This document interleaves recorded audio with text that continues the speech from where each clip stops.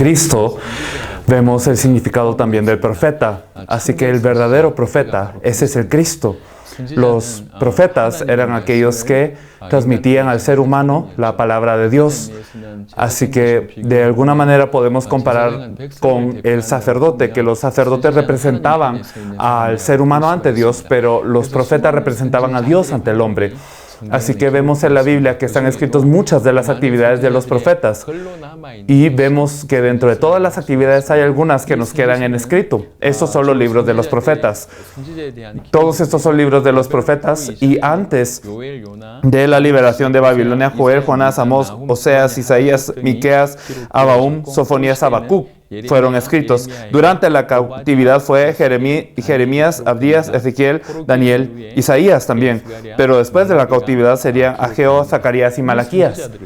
Estos profetas no hicieron nada más, sino que ellos fueron llamados de forma especial de parte de Dios y ellos compartieron la palabra de Dios. ¿Por qué era necesario esto? Es porque el hombre está separado de Dios y sufre. Por eso es que el mensaje de todos los profetas era que regresasen, que escucharan la palabra de Dios, que obedeciesen la palabra de Dios. Y eso era necesario, por lo que se levantaron los profetas. A través de los profetas estaba diciendo Dios: regresen a mí, por favor regresen y obedezcan la palabra. Así que los profetas tenían un llamado especial de parte de Dios y como ellos compartían la palabra de Dios, así como en Jeremías 1:5 dice: antes de que te formaste en el vientre te conocí y antes de que nacieses te santifiqué, te di por profeta a las naciones. Jeremías 1:9 también dice: y extendió Jehová su mano y tocó mi boca y me dijo Jehová: he aquí, he puesto mis palabras en tu boca. Claro que en Jeremías podemos ver algo que dice aquí, pero no solamente Jeremías, sino que todos los profetas de Dios eran de esta manera. Y vemos que ellos eran profetas de Dios. Por ejemplo, en Amós 3:7 dice que porque no hará nada Jehová el Señor sin que revele su secreto a sus siervos, los profetas. Eso es lo que dice. Amós, en su caso, aquí nos dice qué tan preciados son los profetas para Dios y dice que revela todos los secretos que Dios va a hacer a sus profetas. Salmos 105:15 dice: no toquéis, dijo, a mis ungidos, ni hagáis mal a mis profetas. Así que son mis ungidos, son mis profetas. Es lo que dice el Señor. Son los profetas del Señor. Son utilizados de una manera muy importante por parte de Dios. Y estos profetas nos dan ciertos mensajes de parte de Dios. En general, el mensaje es que el pueblo de Israel cometía un mal después de que estaba separado de Dios y por eso es que tenía que haber una ira de Dios por este mal. Así que en el Antiguo Testamento es válido el mensaje que ellos daban también en día de hoy. Decían que estaban dentro de Dios, pero vivían sin Dios. Esto era una advertencia para ellos. Y también estaban alejados de Dios, estaban en maldad y había una ira de Dios sobre ellos.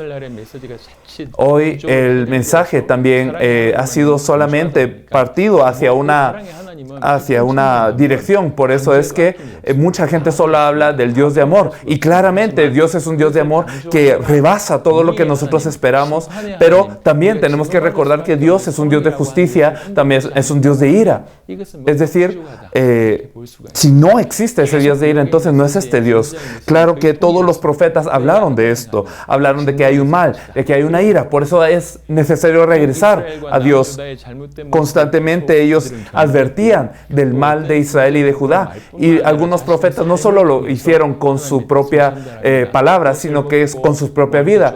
Por ejemplo, algunos de ellos se desnudaban, vivían como que eran perseguidos, tenían que acostarse solamente de un lado, de una forma muy incómoda para poder reflejar cómo es que los israelitas iban a ir como esclavos. A través de varias cosas se pudo transmitir la palabra de esta manera. También se le había dicho a un profeta que se casase con una mujer infiel. A través de su vida también es que ellos compartían el mensaje de Dios. Esto es lo que hacían los profetas. Sin embargo, los profetas, a pesar de que tenían varios mensajes, el mensaje en común que tenían era que Israel sería liberada. Al final de cuentas, el mensaje de los profetas se trataba acerca del Mesías que habría de venir y acerca de su reino. Y en Isaías capítulo 1, del 2 al 3 dice: acontecerá en lo postrero de los tiempos que será confirmado el monte de la casa de Jehová como la cabeza de los montes, y será exaltado sobre los collados, y correrán a él todas las naciones, y vendrán muchos pueblos y dirán: venid y subamos al monte de Jehová y a la casa de Dios de Jacob, y nos enseñará sus caminos y caminaremos por sus sendas, porque de Sión saldrá la ley y de Jerusalén la palabra de Jehová. Isaías 7:14 dice: por tanto, el Señor mismo dará señal. He aquí, la Virgen concebirá y dará a luz un hijo, y llamará su nombre Emmanuel. Los profetas tenían el mensaje de que Israel sería restaurada y que el único que restauraría a Israel sería el Mesías. Ese Mesías vendría. Y también a través de él se cumpliría también el reino de Dios. No solamente Isaías lo dijo, sino que en Jeremías 23:5 dice: he aquí vienen días, dice Jehová, en que levantaré a David renuevo justo y reinará como rey, el cual será dichoso y hará juicio y justicia en la tierra.